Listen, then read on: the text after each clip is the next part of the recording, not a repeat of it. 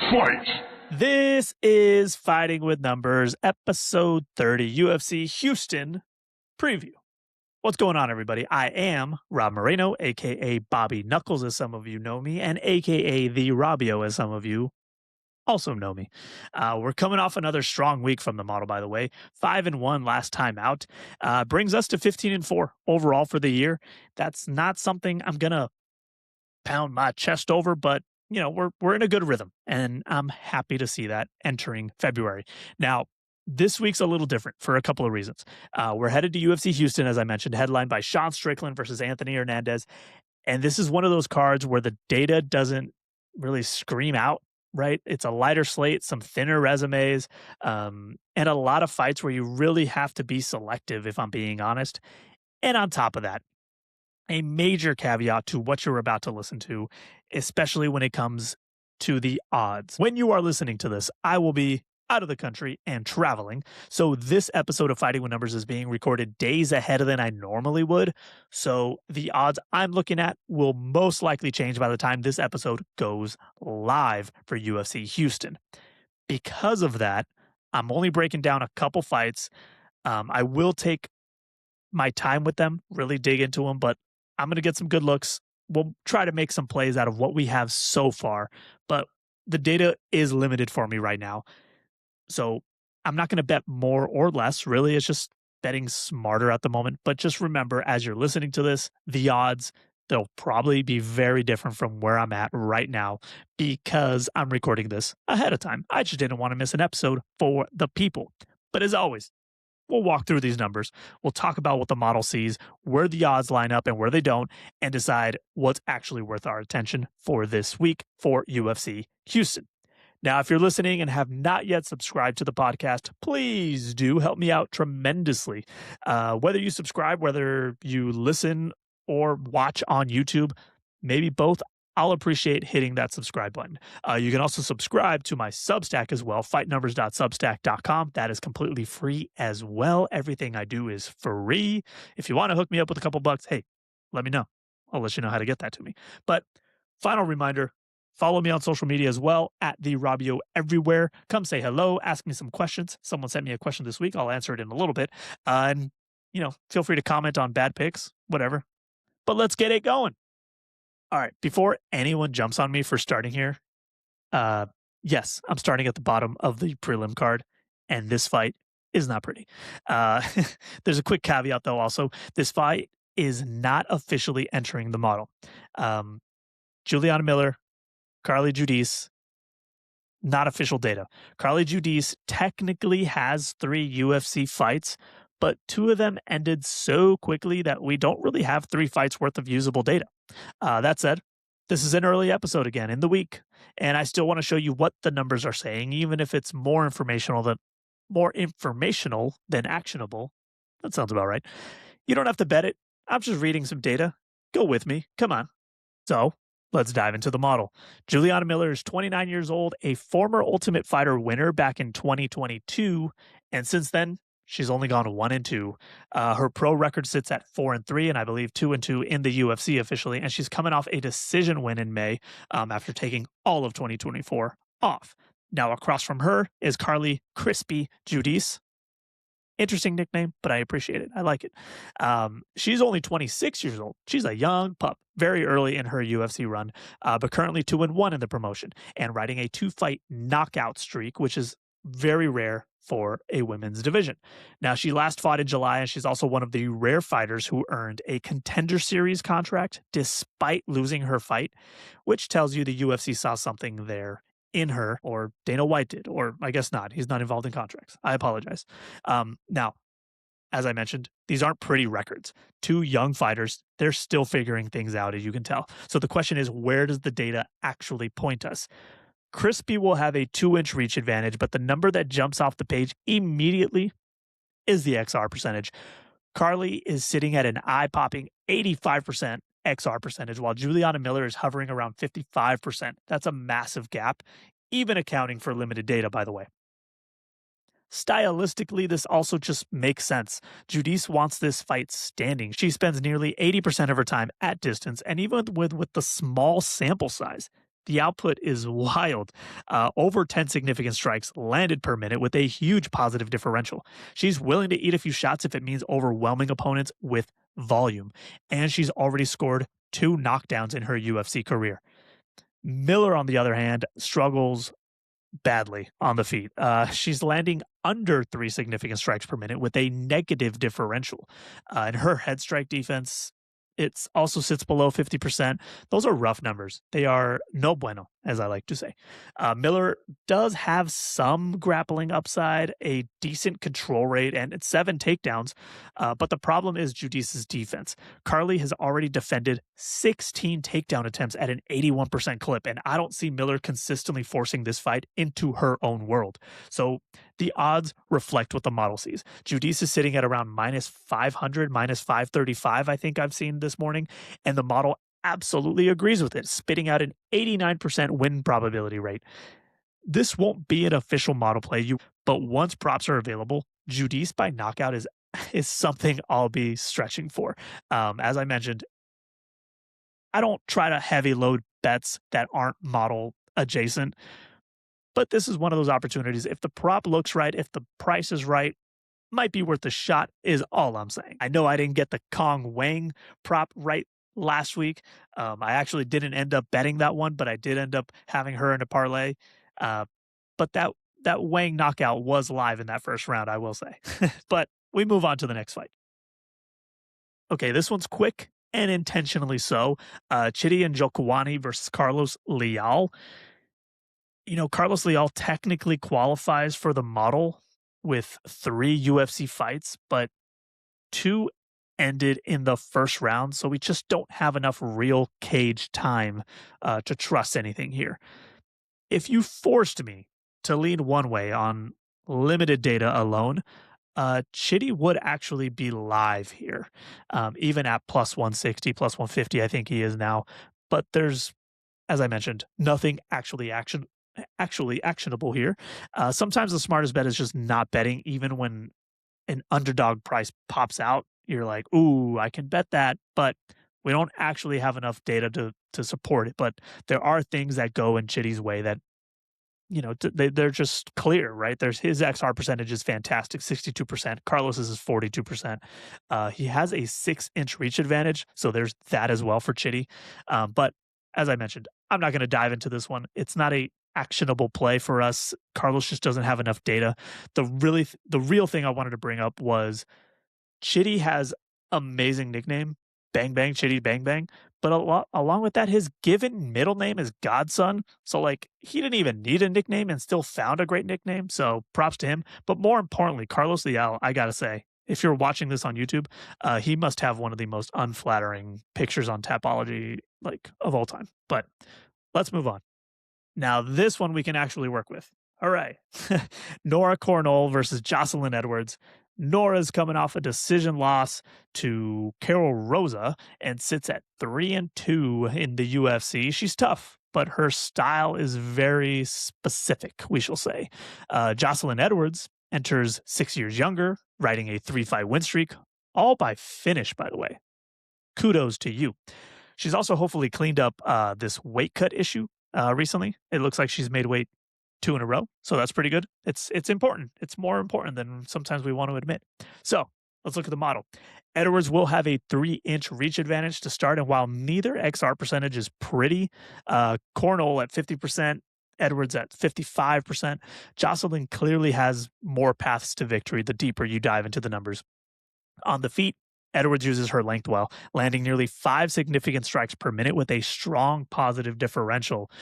Nora's output is much lower. It's under 3. That's always a concern, but that's by design. She spends most of her time closing distance. But as I say, anytime a fighter has less than 3 significant strikes landed per minute, I hope they are fantastic at grappling because that is all they'll be able to lean on. And the issue is there's nothing waiting for her when she gets to those spots. Nora's ground game just simply isn't effective. 1 takedown in 5 UFC fights, low control rate, very few offensive threats. Edwards isn't exactly a grappling monster by any means, but she's clearly more capable there. There's double-digit takedowns, better control numbers, better defensive metrics. When the model runs this matchup, It lands squarely on Jocelyn Edwards, giving her a 72% win probability, which lines up almost perfectly with the odds that currently sit at around minus 250. Not much value on that money line, of course, but in a small betting week, Edwards becomes either a parlay piece or a prop look, depending on what the market gives us later as those props come out. Unfortunately, as I talked about, I am recording this ahead of time because I'll be out of the country, and I just don't have props available to me to even take a peek at. So that's probably where I'll be leaning. But the official model entry will be Jocelyn Edwards. Now, before I dive into the main event here between Strickland and Hernandez, I want to talk about strength of schedule. So I received an email, which, hey, shout out Mel. Thank you for listening, reading. They appreciate what I do with the model, but they did have a question about how I approach strength of schedule in these fighters. And that's a great question considering last week, Mario Bautista versus Vinicius Oliveira. I was on the wrong side of that. I saw value in Vinicius Oliveira, especially at his original price of plus 175. His price dropped dramatically, so I did not get a quote unquote bad number, but I think a bad number is a bad number, especially when you lose. But either way, strength of schedule, they asked me, do I just eyeball it or is there any math involved?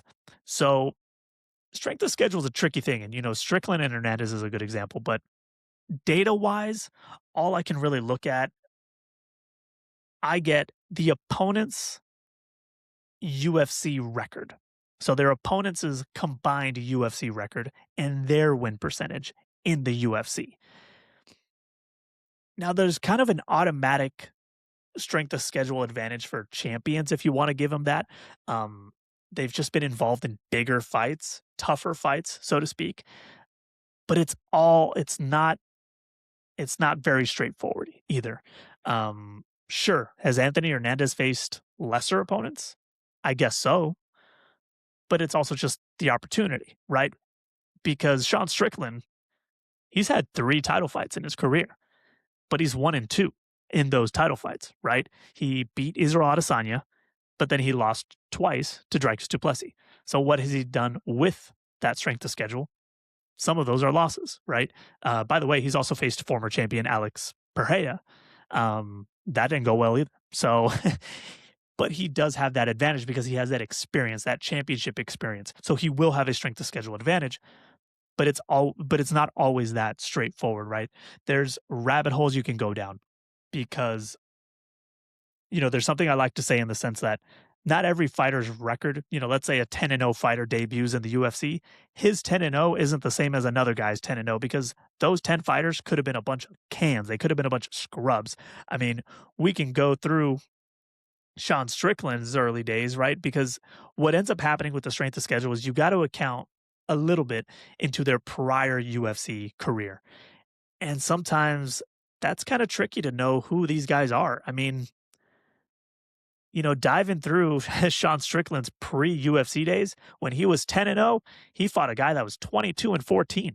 That sounds impressive, but who the hell is that guy? Sometimes you get fighters who are 5-0 fighting guys who are 2-12, right? You get these random occurrences where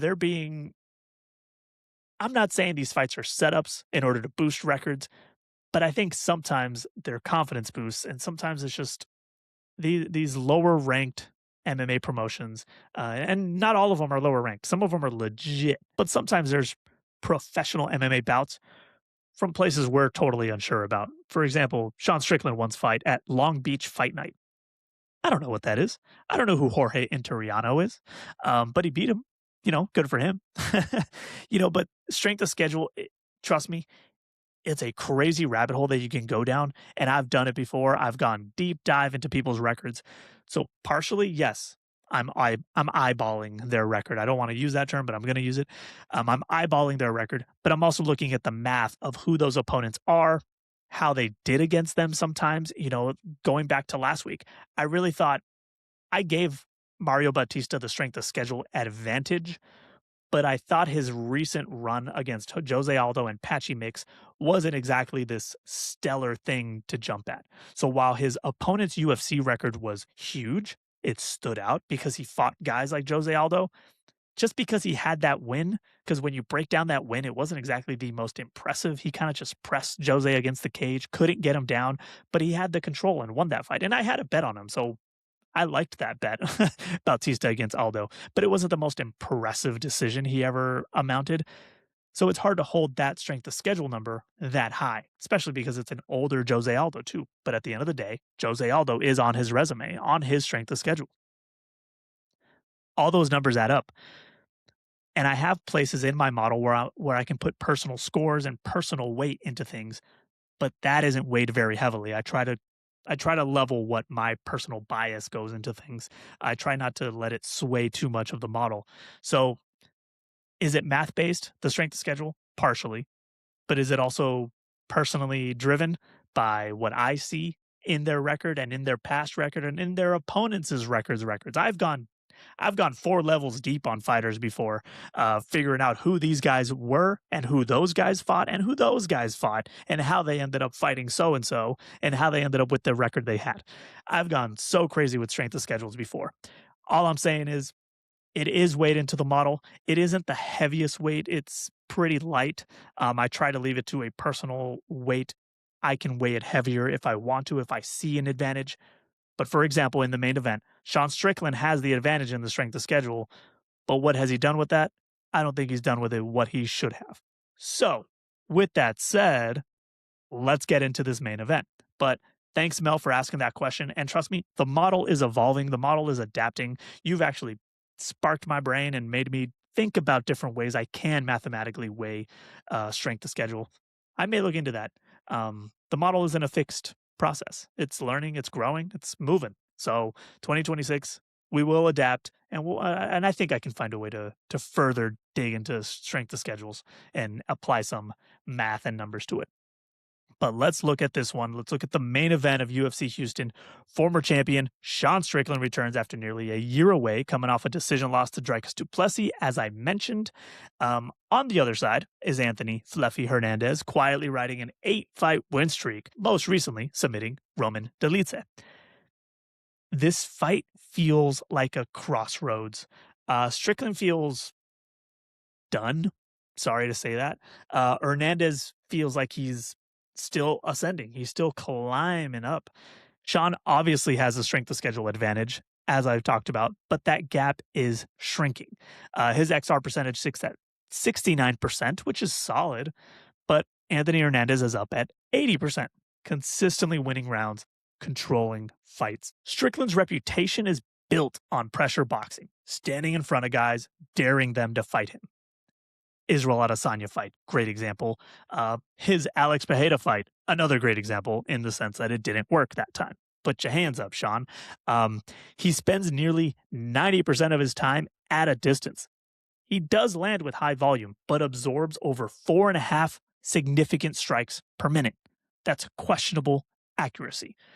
Hernandez, meanwhile, he fights smart. He lands less volume, but his differential is better, and he absorbs far less damage. And most importantly, he does not want this fight standing anyways. He only spends 31% of his time at distance. Fluffy's grappling numbers are absurd. Over 80% control rate, more than 50% of the fight in dominant positions, and a relentless takedown pace. He's attempting over 14 takedowns per 5 minutes.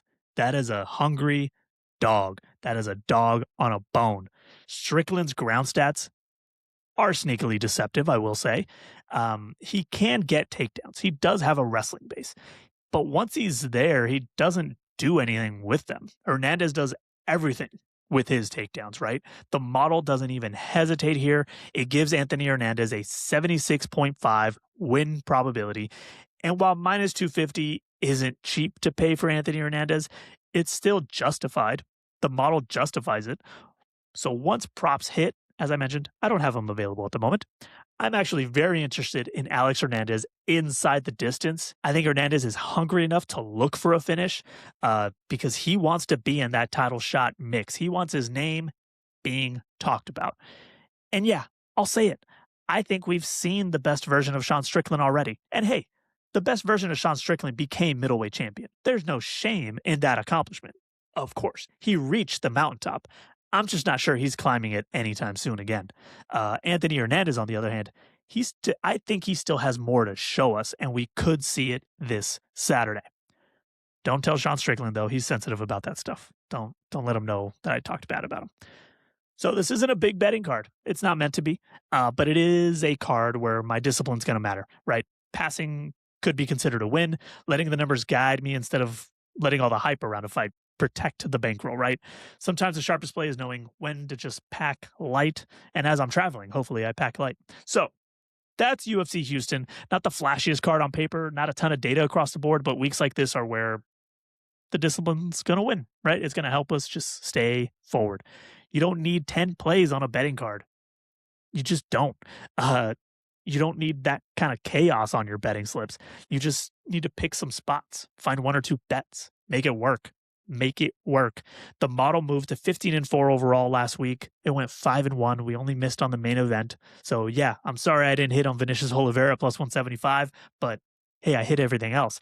And that's awesome. But we all know what happens when things are on heaters, right? Regression eventually will tap us on the shoulder. So we're going to do our best to stay sharp here. We'll stay selective. We don't get greedy. Anthony Hernandez looks like the real deal, and that's all I can say. So we're keeping it tight. Small card, clean reads, no forcing. And if you enjoy the show, make sure you're following along everywhere. Twitter, X, Instagram, TikTok, @TheRabio. Full written breakdowns on fightnumbers.substack.com. Video versions of the podcast now live on YouTube. If you're watching right here, search The Rabio or search Fighting with Numbers as well. And you can catch me weekly on VSiN's First Strike podcast as well. Also available everywhere you get your podcast and on YouTube as well. Search First Strike VSiN. And if you've been riding with me since episode 1, or if you're just finding the show this year or this week, man, I appreciate you. This thing keeps growing because you keep listening. So do me a favor, subscribe, share it with someone you love, share it with someone you hate. I don't care. Just share it. I appreciate it. I appreciate everyone. That's it. Bye, Bobby. Fight.